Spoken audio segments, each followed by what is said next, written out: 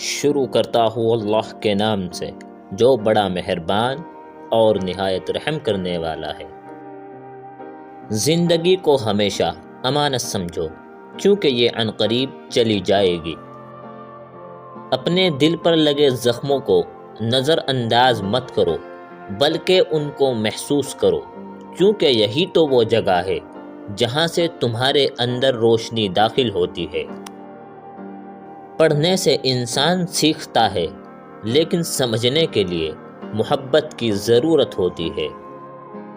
دو آدمیوں نے بیکار محنت کی اور بے فائدہ کوشش کی، ایک وہ جس نے دولت جمع کی اور خرچ نہ کی، اور دوسرا وہ جس نے علم حاصل کیا اور اس پر عمل نہ کیا۔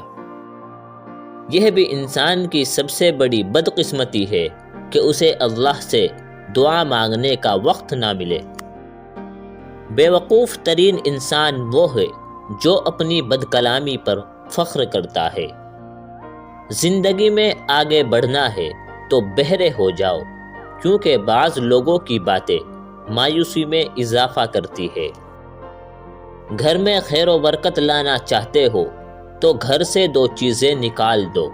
گھر میں دیواروں پر لگے جانوروں کے نقش، بلا مقصد گھر میں پالا ہوا کتا، ان کی وجہ سے گھر میں خیر و برکت کے فرشتے نہیں آتے۔